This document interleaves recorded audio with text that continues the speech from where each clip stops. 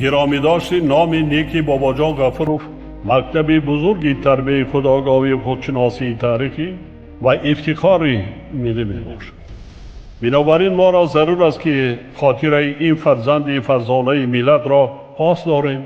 شاه اثر تاجیکان و دیگر آثار بیگزند او را پیوسته آموزیم و از کار و فعالیت فداکارانه‌اش سبق بگیریم.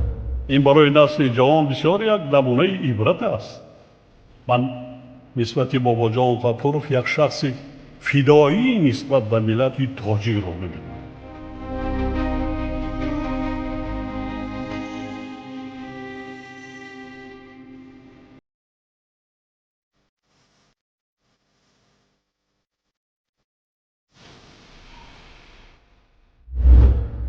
درود شنونده های گرامی، با توجه شما گفتار ادبی از سلسله خوانش بدیعی از روی کتاب تاجیکان اکادمیک باباجان غفورов، نشر مختصری علمی عاموی، راوی هنرپیشه خلقی تاجیکستان قربان صابر. آغاز گفتار 22.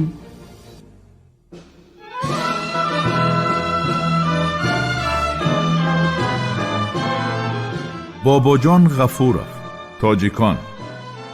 تاریخ قدیمترین، قدیم، عصر میانه و دوره نو.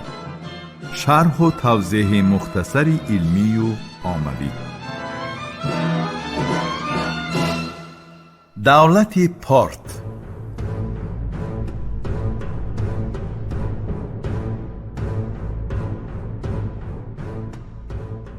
اکادمیک باباجان غفورov در ابتدای تصویر تاریخ دولت پارت تأکید می نمایند که نسبت به دولت یونان و باختر دایر به پارت، مخصوصاً ساخت داخلی آن اطلاع بیشتر در دست محققان است. پیش از همه تألیفات مؤلفان زمان عتیقه و یادگاری های اپیگرافی منبع مهمی آموزش تاریخ این دوره پارت می باشد. از جمله در حدود یکی از کلانترین مرکزهای دولت پارت، شهر نسا در نزدیکی اشخاباد امروزه، بایگانی کلان حجتهای خطی یافت شدند که برای آموزش تاریخ پارت نقش مهم دارند. از منابع تاریخی معلوم شد که در دولت پارت حاکمیت شاه را دو شورا، شورای اشراف و شورای کاهنان، تا اندازه محدود می کردند. شورای اشرافان اساساً از حساب نماینده سلاله حکمران اشکانیان و اینچنین 6 خانواده اشراف دیگر تشکیل می شدند.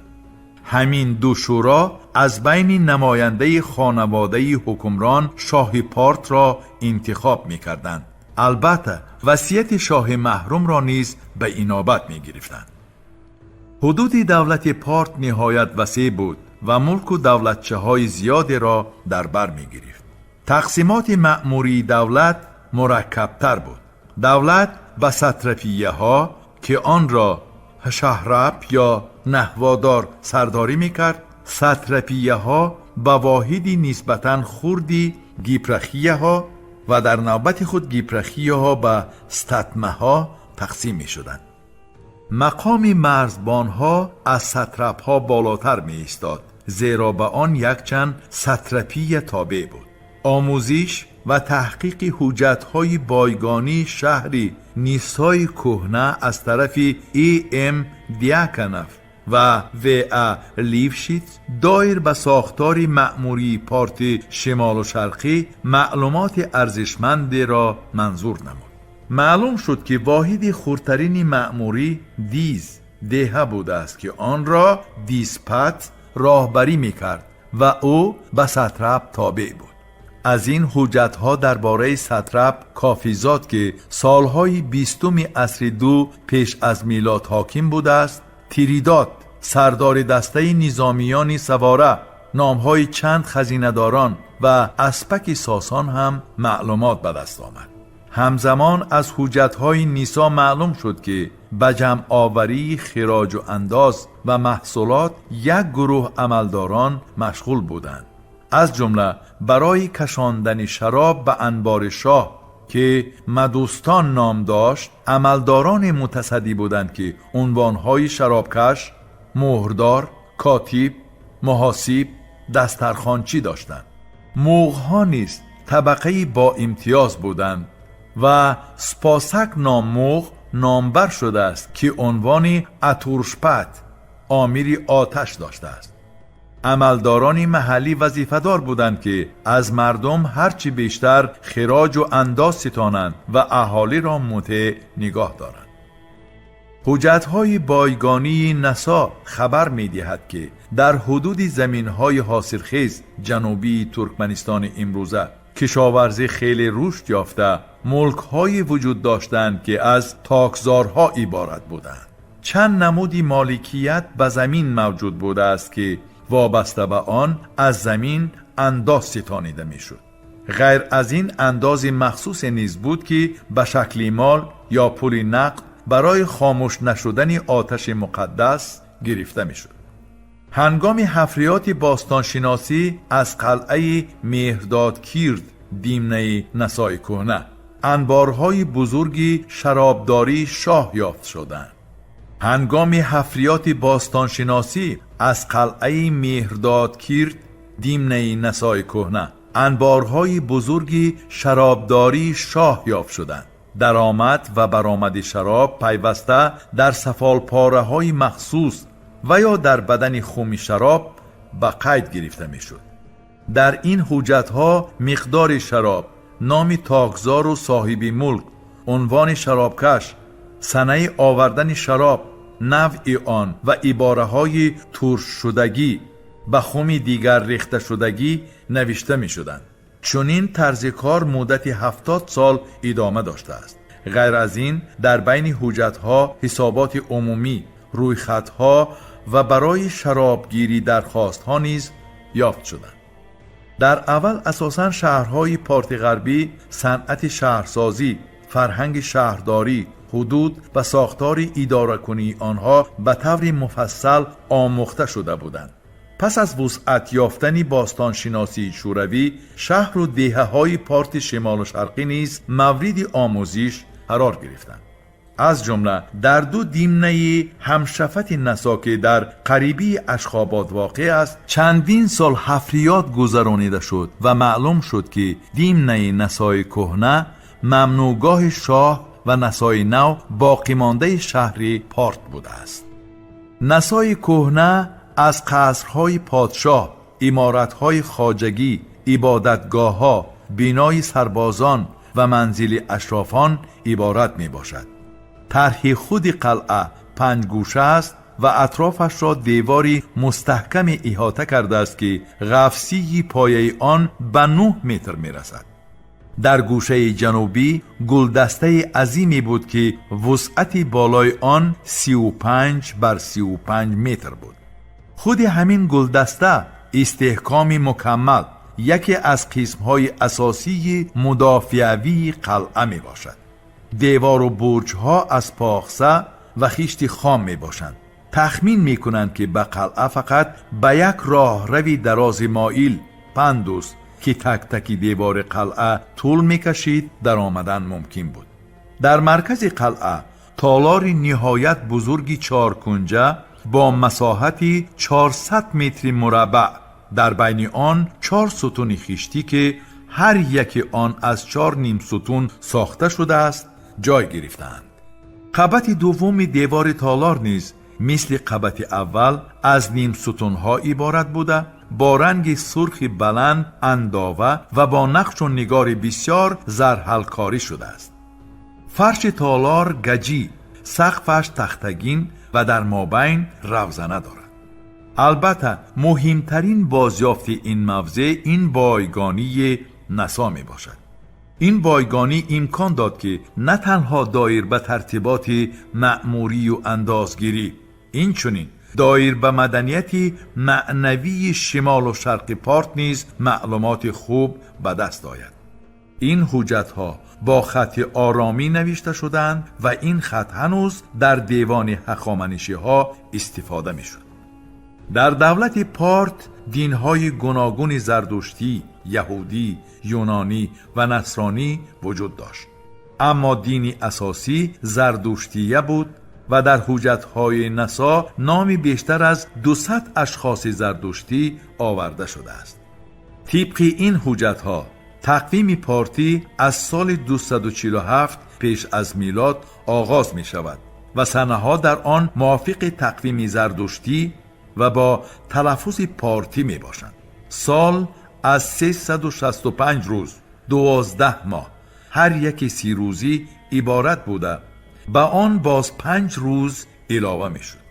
نام روز و ماه‌های این تقویم تلفظ پارتی نامی خدایان زردشتی می باشد. در بعضی سرچشمه های عصر میانگی ناحقانه تاریخ بسیار عصری پارت را نادیده گرفته آن را دوره حاکمیتی مستبدانه می نامند. اما این دوره در خاطر خلق با شکل‌های عجیب و گوناگون محفوظ مانده است. از جمله تا امروز کلمه و عباره‌های پهلوان، روایت پهلوی، سرود زمان پهلوی استفاده می شود. نام ادبیات فارسی زبان عصرهای 3-7 را ادبیات پهلوی می نامند. دولت پارت زیاده از 500 سال موجود بود و در دوره دومی موجودیت خود بیشتر حدود ایران امروزه و بین النهرین را فرا می گرفت.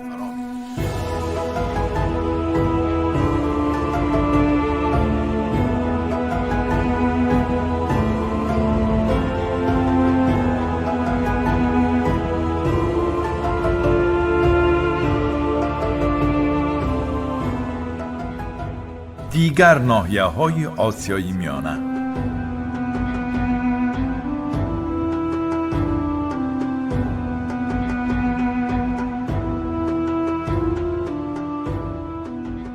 باباجان غفورов در حدود آسیای میانه موجود بودن دیگر ناحیه‌های مهمی زراعتکاری را تاکید نموده. یکی از ناحیه‌های پیشرفته آن زمان را حدود فرغانه می‌حسابد. موافق معلومات مخصهای آخر عصر 2 پیش از میلاد که امروز در دست محققان است، فرغانه در زمانهای پیش و موجودیت دولت یونان و باختر صاحب اقتصادیات پیشرفته بوده است. اما دایر به تاریخ پیشتر از این دوره فرغانه معلومات نیست، زیرا آثار عصر 3-2 پیش از میلاد الحال از حدود این منطقه یافت نشده است. مسئله دیگری بحثناک این شامل بودن یا نبودن فرغانه به هیئت دولت یونان و باختر می باشد که نیز تا حال حل خود را نیافته است. بعضی مورخان در اساس یک خبر استرابان خلاصه نموده اند که فرغانه یک قسم دولت یونان و باختر بود، ولی می نویسد باباجان غفورov برای چنین خلاصه حالا دلیلی معتبر به دست نآمده است. معلومات سیکه شناسی دایر به یافت شدن تنگه های یفتیدیم، دیمیتری و سیکه های تقلیدی گلیاک در فرغانه دلیلی قوی نیست، زیرا شاید این تنگه ها و دیگر تنگه یونان و باختری در نسای پارت یافت شده نیز توسط معاملات سودا به آن جایها افتاده باشد. مرکز دیگری مهمی منطقه خوارزم بود که از حدود آن یادگاری های زیاد کشف شدند. خوارزم نسبت به دیگر منطقه ها از اصطلاح اجنبیان کمتر ضرر دیده در عصر 2 پیش از میلاد یک دولت صاحب اختیاری توانا بود. دایر به این مسئله مخزهای خطی به ما معلوماتی ندادند، ولی بازیافت‌های اکسپدیسیون باستانشناسی خوارزم این عقیده را تصدیق می‌نمایند. یکی از این یادگاری‌ها جانباز قلعه می‌باشد که به شکل راست کنجه‌ای برابر پهلو ساخته شده، اطرافش را 2 قبت دیوار مستحکم احاطه کرده است. قلعه استحکام نهایت مستحکم و مرکب بوده، با دالان و تیرکش‌های زیاد و ناوه‌های گوناگون ساخته شده است. زیاد بودن شماره تیرکش‌ها گواهی می‌دهند که در حمایه قلعه تمام اهالی آن سفربر می‌گردیده است. شهر را کوچه کلان مرکزی آن به دو قسم جدا می‌کنند که آن از آتشکده بزرگ ابتدا می‌گیرد. یادگاری دیگری خوارزم این خویقریلگن قلعه می باشد که به شکل منار قفسیش 42 متره با دیوار طرحش دایره شکل برجدار که دیوار بیرونیش 87.5 متر است ساخته شده است. منار مرکزی 2 آشیانه بوده با مرور زمان داخل قلعه پر از عمارت شده است. در اینجا باقی مانده محصولات گوناگون از جمله خم‌های بسیاری دارای نقش‌های گوناگون، هیکلچه‌های سرشمار سفالی و گیجی، چند کتیبه عصرهای 3-2 پیش از میلاد با خط آرامی یافت شدند. غیر از این در اینجا استدانها، آسوئری‌ها و نقاب‌های ماتمی نیز پیدا کرده شدند. عموماً آثاری به دست آمده از رشد و پیشرفت خوارزمی آن وقته درک می‌دهند.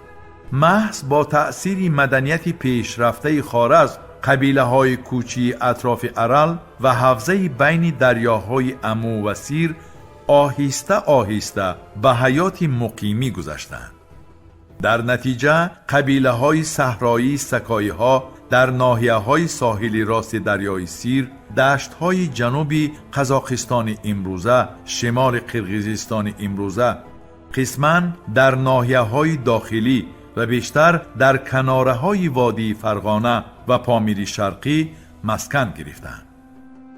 این قبیله ها که یک قسم آن بحر بیکنار قبیله های کوچمنچی حدودی وسیعی از مغولستان تا دشت های جنوبی روس بودند، با ساکنان ناحیه های اصلی مقیم نشین رابطه مستحکم داشتند. همین طور تأکید می نماید بابا جان غفوروف ما یک طرح عمومی تاریخ عصرهای 3-2 پیش از میلاد آسیای میانه را می دانیم. ولی متاسفانه علاوه می نماید او تاریخ سیاسی یونان و باختر تا امروز کاملا روشن نشده است. بعضی محققان پیشتر کوشش نمودند که نامهای حاکمانی از تنگه های یونان و باختری یافته شده را به نوعها تقسیم کنند.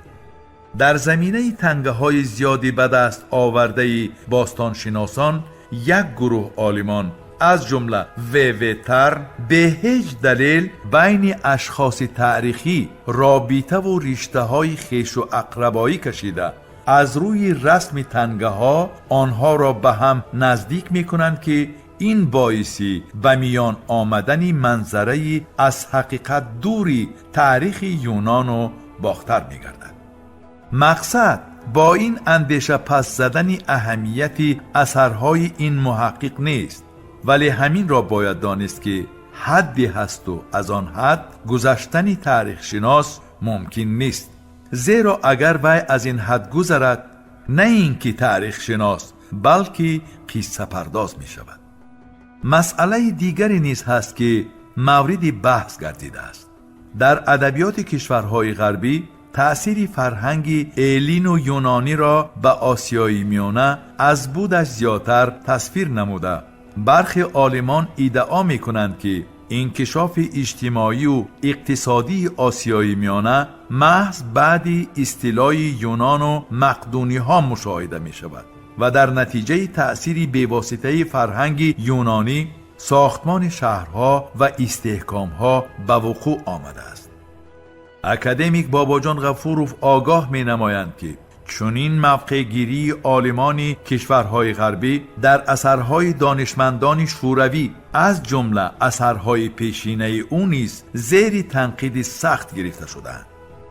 این عالمان از خصوصیت‌های داخلی آسیای میانه و روندهای پیشبرنده اجتماعی و اقتصادی جامعه آسیای میانگی بیخبرند. حفریات باستانشناسی به طور واضح فرهنگ خاص و پیشرفته باختریان، خوارزمیان، سعودیان و دیگر قوم و طایفه های آسیای میانه در دوره تا استیلای یونان و مقدونی ها را اثبات نمودند.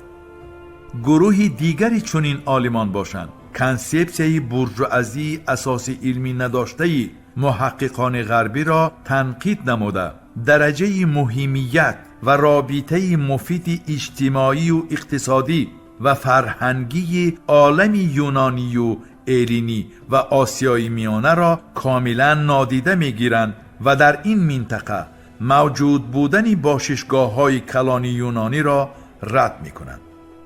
باید تأکید نمود که یونانی ها به آسیای میانه همچون اصطلاحگر آمدند و در این منطقه دسته های حربی خود را ماندند. ولی در بین آن یونانی هایی که در آسیای میانه، افغانستان و شمال هندوستان سکونت اختیار کردند، کاسبان و سوداگران، هنرمندان و هیکلتراشان، دختور و مشاق نیز بودند.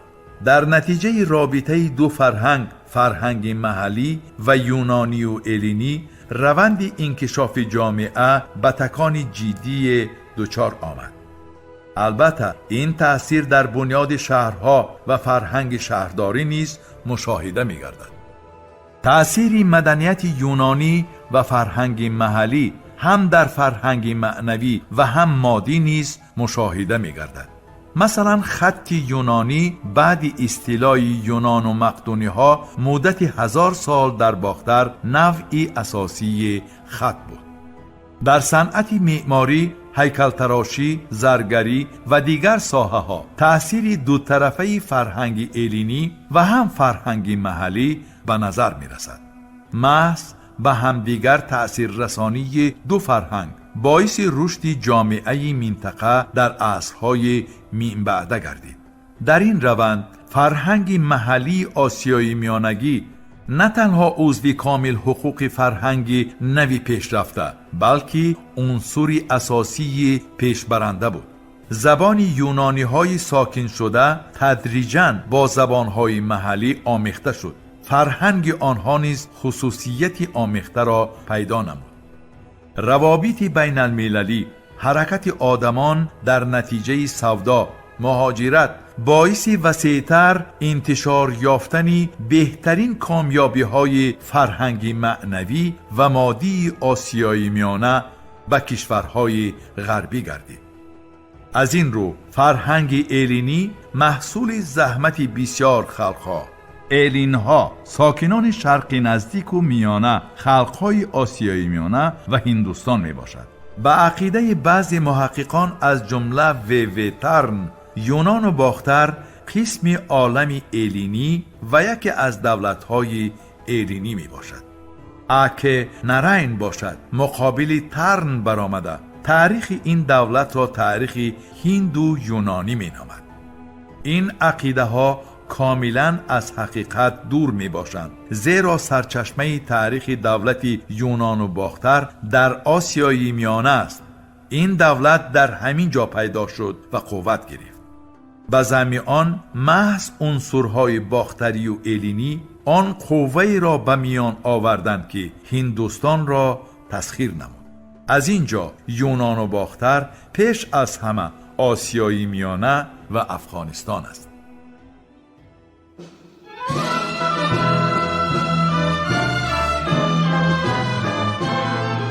باباجان غفورов، تاجیکان. تاریخ قدیمترین، قدیم، عصر میانه و دوره نو. شرح و توضیح مختصر علمی و عملی.